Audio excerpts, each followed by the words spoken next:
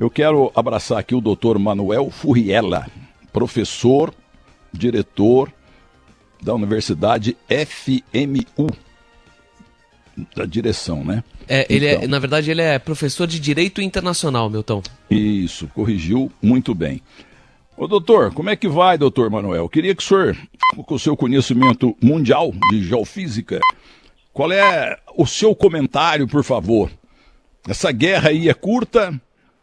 O senhor acha que o Hamas cutucou a onça cavara curta? Ou a briga vai continuar eternamente? Boa tarde a todos, a sua audiência. Realmente, infelizmente, o cenário mostra que a gente vai ter um conflito ainda por muito tempo. Israel ele já mantém uma tensão, uma relação de tensão com os palestinos desde 1948, né, desde o surgimento de Israel como país, como um Estado, e durante diversos momentos essa tensão foi se agravando.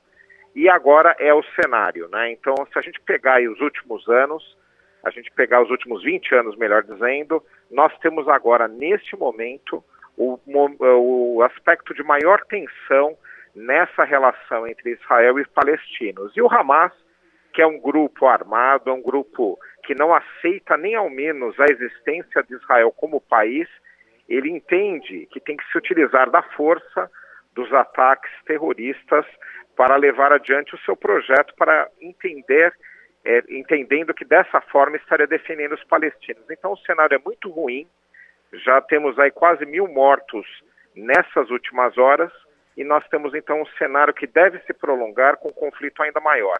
Até mesmo porque a reação do governo de Israel ainda não aconteceu em toda a medida que a gente espera que vá acontecer. O pessoal aqui fala que, como falava o Chico Anísio, que a vingança de Israel será maligna. Lembra do Chico? Ele falava assim. Mas a verdade, o senhor projeta o quê? Uma guerra longa ou curta? Porque tem gente como Alexandre Bretzer, companheiro nosso aqui da Bandeirantes, que cutucaram, que o Hamas cutucou a onça cavara curta. O que o senhor acha? Realmente, o Israel é um país muito bem armado, né?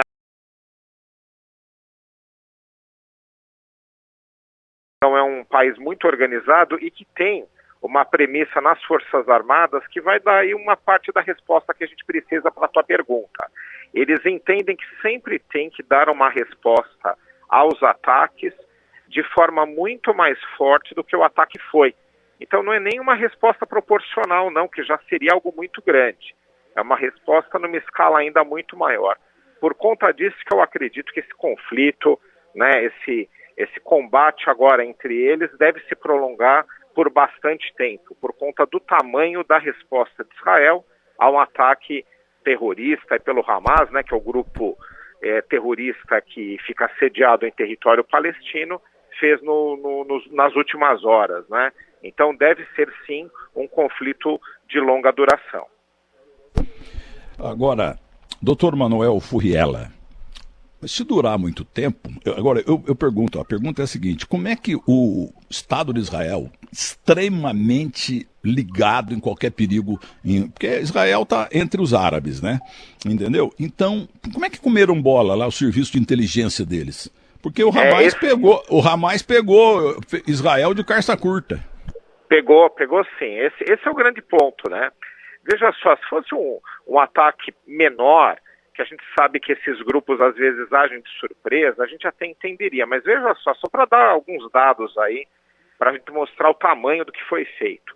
Foram 5.000 projéteis, 5.000 mísseis disparados, né, pelo Hamas contra Israel em poucas horas, né? Então só daí a gente já vê. Houve uma invasão por parte de soldados do Hamas dentro de Israel e o sequestro de israelenses, cidadãos comuns, foram sequestrados aí algumas centenas de pessoas. Então é um ataque enorme. Então Israel, que tanto cuida das suas fronteiras com os palestinos e vigia muito aquela região com serviço secreto, drones, câmeras, satélites, como é que ele é pego de surpresa? Essa é a grande dúvida que a gente tem.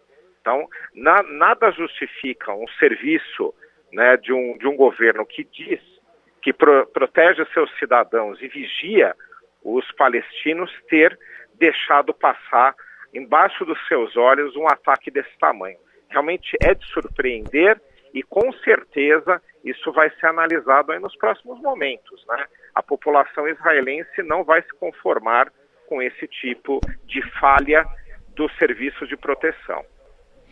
Doutor Manuel Furriela, agora, o que o senhor projeta? Igual perguntar quanto é que vai ser o jogo do Corinthians com o Palmeiras, doutor.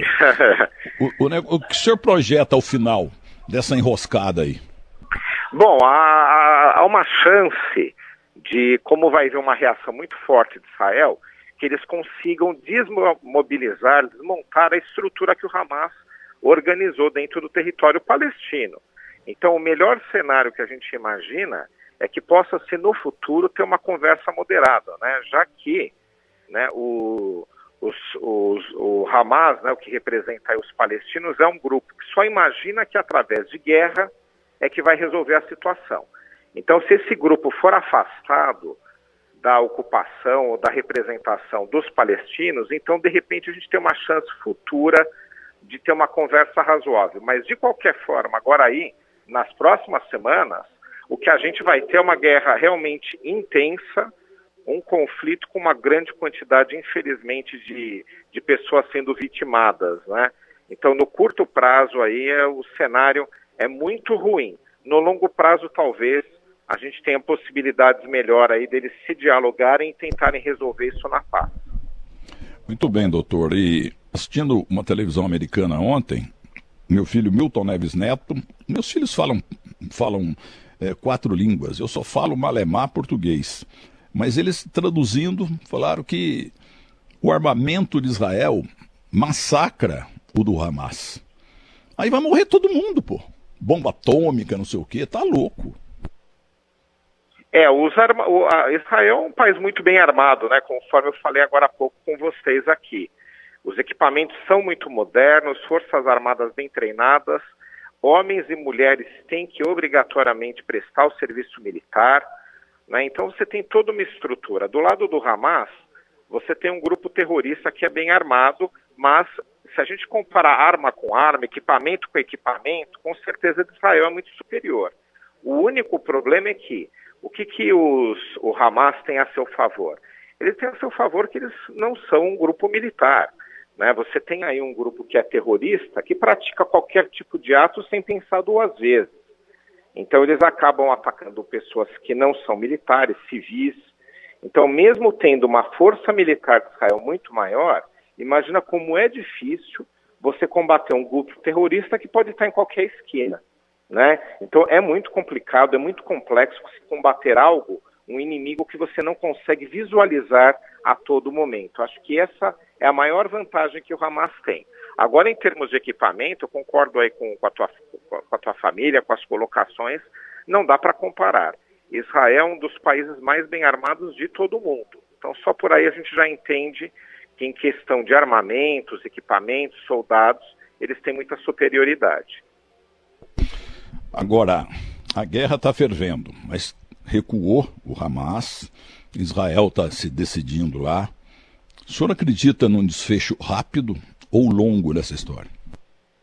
Eu acho que a parte de combate mais forte, ela vai se desenrolar aí no curto prazo. Mas a questão, o conflito mesmo, os aspectos que vão envolver riscos no dia a dia, eu acho que a gente aí vai ter um bom tempo, um longo tempo, tendo que lidar com essa situação, né? E realmente aí preocupa bastante. Por quê? Porque é o cidadão comum, a pessoa no seu dia a dia, que vai ficar sempre no risco de ser atingido, né, de estar no meio da linha de fogo desses 2 grupos, tanto do exército de Israel, da polícia, das forças de segurança de Israel, quanto do Hamas, aí, desses guerrilheiros e, para alguns, desses terroristas. O professor Manuel Furriela, mas o ataque foi de surpresa, é claro, dormiu de botina Israel, mas eles têm armamento muito forte, né, conforme o senhor está falando. O senhor acredita numa resolução de um lado ou do outro rapidamente ou vai durar? Eu acho que vai durar bastante. né? Apesar de Israel ter muito mais força militar, o ponto é o que eu estava até comentando um pouco com vocês. Como o Hamas ele está enraizado e ele é espalhado dentro da própria população palestina, então você corre o risco sempre de ter um ataque de onde você não espera, né? Então isso fica bastante complicado, bastante complexo para Israel, para o seu exército, a sua polícia, enfrentar uma situação inesperada. Porque veja só, uma coisa é você ter o exército de um país e de outro se enfrentando diretamente, você vê qual dos dois ganha, então ali a vitória é declarada a partir de quem tenha mais força. Nesse caso não. Mesmo quem tem mais força, que é o caso de Israel, tem dificuldade em resolver essa questão rapidamente. Vamos aguardar. Vamos aguardar. Mas o Hamas tem esse poder bélico também lá? Bomba atômica? Eu não entendo bem desse assunto. Não tem. Não tem? A bomba atômica, a Israel tem. Não assume que tem, mas tem. A gente sabe disso, né, porque tem dados internacionais. São pouquíssimos países, né, na verdade 5 que têm armamento nuclear, né? Esses que têm armamento nuclear, como é o caso também de Israel, acabam tendo uma vantagem. A gente tem aí uma prova, né, de como eles são superiores em termos militares. Mas olha, ter uma bomba atômica nesse momento para Israel não resolve o problema, já que você tem esses integrantes do Hamas espalhados aí pela população. Então, você não tem um alvo ou um grande alvo para atingir, para atacar. Você tem que atingir, tem que investigar e tem que descobrir as pessoas que estão enraizadas aí na sociedade. Então, ele é muito mais difícil de resolver por esse problema, por esse motivo, né, por fazer parte ou por estar espalhado junto com a população, esses grupos, né, esses integrantes do Hamas. Professor, eu falei mais cedo, eu conheço, porque é um país pequeno, né, Israel. Eu conheço Israel muito bem, porque eu fiquei 61 dias da minha vida em 3 Macabíadas que eu cobri, entendeu? E a preocupação deles é total em relação aos árabes. É claro que o recíproco é verdadeiro, entendeu? Agora, como é que foram, repito a pergunta na audiência rotativa do rádio, como é que Israel dormiu no ponto? Pois é, uma falha enorme, né? Porque é o que eu também havia dito, né? Se você tem um ataque menor, terrorista menor, você até consegue entender, porque como está espalhado pela população palestina, esse grupo ele é integrante das pessoas, não é um grupo armado, um exército, né, organizado, de uniforme, fica difícil você cobrir tantas situações que possam acontecer, mas não neste cenário que a gente teve. Então veja só, a gente teve aqui um ataque enorme com 5.000 mísseis sendo lançados rapidamente, ataque por terra, ataque por mar, sequestro de civis israelenses por parte de integrantes do Hamas. Tudo isso é muito complexo para você organizar. Como é que as autoridades não conseguiram identificar que um ataque desse tamanho e tão complicado de ser organizado iria acontecer? Então, no mínimo, houve sim uma grande falha, né, da polícia, das autoridades de Israel em descobrir que um ataque desse estava sendo organizado. Ô professor, como eu, né, a maioria não tem sabedoria realmente perfeita do porquê da guerra.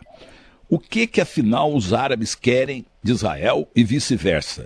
Porque nesse jogo aí perde-perde. Né? No futebol nós temos o vence-vence. Nesse jogo aí perde-perde. Ninguém ganha. Ninguém ganha com isso. A não ser, só ganham grupos políticos que se mantêm no poder, né, se aproveitando da situação. Mas assim, se você pegar a população em geral, só tem perda. Dos dois lados. Né? É insegurança, é desenvolvimento que podia vir de oportunidades e não vem. São mortes, pessoas que já perderam algum familiar, são em grande quantidade. Ou seja, só tem perda nessa relação. Mas o que acontece ali? Em 1947, a ONU decidiu pegar um território ali da região e que fosse criado o país Israel para os judeus. Até aí, ok, né? Ótima iniciativa, inclusive. O problema é que sempre houve ali uma disputa entre os palestinos que já estavam lá e os israelenses sobre quais seriam as áreas onde Israel poderia ficar ou não e onde os palestinos poderiam ou não ficar. E também um erro ali da população local foi de nunca aceitar que Israel poderia ser um país. Então você tem um conflito dos dois, tanto de disputa de território, né, o que corresponde a cada um daqueles povos, que áreas que eles podem ter, como você também tem um outro problema, é que a população local ali de palestinos, uma grande parte dela não aceita que Israel possa ter seu país. Então esse basicamente, é bem resumido mesmo, é o problema de origem que a gente tem. Depois o resto vem nessa linha. Qual é a importância ou participação, entre aspas, nessa guerra do Muro das Lamentações, na medida em que eu fui lá várias vezes, né? Com a minha esposa, inclusive, descendente de árabes, lá do Líbano, entendeu? Quebeia. O avô dela nasceu lá, a mãe dela também nasceu lá. Meus filhos todos têm o nome Chame. Então, muita gente não sabe, afinal, quem é que pisou na bola mesmo? Foi o serviço de inteligência, se fosse bom mesmo, não tinha guerra, pô. Morreu muita gente, vai morrer muito mais. Seria no mínimo menor o problema, né? Eles teriam identificado a parte grande do problema, o serviço de inteligência. Isso que eu falei, às vezes pequenos ataques você não tem como descobrir, porque você não tem como controlar a atitude de todas as pessoas ao mesmo tempo. Isso é impossível, né? Agora, nesse caso aí, foi um ataque enorme. Demandou organização de muitas pessoas, demandou muitos recursos, muito dinheiro. Então, esse tipo de organização toda deveria ter sido mapeada e identificada. Agora, levantando um pouco aí o ponto que você trouxe dos Muro das Lamentações, né, aí a gente entra num aspecto que é importante, a importância de Israel, daquela região toda, para várias religiões. É importante para o cristianismo, né, não só para o catolicismo, mas para o cristianismo em geral, para o judaísmo e para os muçulmanos, para o islamismo também. Né? Aquela é a região de origem das principais religiões monoteístas do mundo. Então você também tem disputa religiosa, a gente acaba não conseguindo fugir também do problema de uma disputa religiosa sobre aquela região que é considerada sagrada para muitos, né? Para muitas pessoas que são cristãos, como eu mencionei, são judeus e são muçulmanos.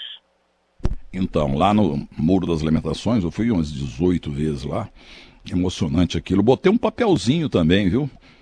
Ali porque diz a lenda ou diz a verdade, sabe que botar em termos de saúde, se você pedir alguma coisa lá, que Deus atende. Pois a minha mãe estava na UTI em Poços de Caldas, em 95. Aí eu coloquei o pedido lá.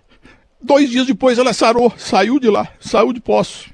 Então há uma representatividade muito grande para as fés religiosas, né? Talvez se você veja só ali, não pegando só Jerusalém, mas o país todo, né, foi onde Cristo peregrinou, né, foi onde surgiram essas outras religiões também que eu mencionei. Então é uma região muito importante em termos religiosos também. E o Muro das Lamentações ali, né? Ouve-se muito Jerusalém, a indivisível, ou Al-Quds, a santa. Árabe fala isso, e os judeus falam a mesma coisa, Jerusalém. Exato. Eu não sabia disso, mas aprendi lá. Você tem ali uma importância muito grande para as religiões. Também não é à toa que Israel, quando foi reivindicar uma área, né, para construir o país, reivindicou justamente aquela região. Porque, historicamente, os judeus tiveram ali o seu surgimento como religião naquela região, né? Então é muito importante também que Israel seja construído no local onde eles consideram que são as suas origens, né? Então você tem esses aspectos. Então muita gente vai lá por questões de fé mesmo. O turismo religioso, as visitas religiosas, elas são as mais importantes que Israel tem. Muito bem. Agora, resumindo, professor, o que cada um quer nessa altura? O Israel quer continuar existindo como país e quer continuar naquelas áreas que ele já ocupa em termos de território. Os palestinos querem que querem se organizar num novo país, querem isso reconhecido. Uma parte deles acha que Israel não deve existir, outra parte aceita a existência, e eles disputam também território. Tá? Então você tem ali uma questão que você tem áreas, né, onde os palestinos entendem que eles têm direito a viver lá e Israel entende que são os seus que têm esse direito. Então você tem também uma grande disputa de área, de território, onde pode viver cada povo desses. Ô professor, eu vou dizer uma coisa para o senhor, viu? Foi uma sensação pior da minha vida. Todas as vezes que eu fui para Israel, aliás, eu errei na data do ano, 85, 89 e 93. Nós subimos, nós subimos lá na pontinha do Muro das Lamentações. E lá temos granito e temos também o lugar do soldado ali sentar. Tá? Inclusive é redondo ali, redondo, para o cara se sentar direitinho. Mas a sensação que você tem, olhando ali, porque é mesma visão de quando eles invadiram Jerusalém, é uma coisa impressionante, parece que salta aos olhos e ao coração. Sim. É a história que parece que continua acontecendo, né? Então você tem aqueles monumentos, aqueles locais, então você não deixa nunca de ver ou de visualizar o que aconteceu ali, mesmo que tenha acontecido há milhares de anos, né? Então é sempre algo muito forte, tanto religioso quanto histórico. Sem dúvida. Foi um enorme prazer falar com o senhor, muito correto, claro, um professor, português maravilhoso, Manuel Furriela. E eu fui muito amigo do Alberto Furriel, português que está no céu. Comprei a casa dele, um cara maravilhoso, uma das melhores pessoas que eu conheci na minha vida. Dr. Manuel Furriela, um grande abraço em nome da família Bandeirantes. Muito obrigado. Eu que agradeço, um bom final de semana a todos. Peraí, só uma coisa, qual é que é o seu time, professor? Eu torço para o São Paulo. Então tá mais ou menos. Dura torcer pro Santos, meu time. Se a gente perder pro Palmeiras hoje, babau. Um abraço, professor querido. Isso aí, um abraço. Tchau, tchau. Muito bem. Tchau. Muito bem. Tchau. Muito bem.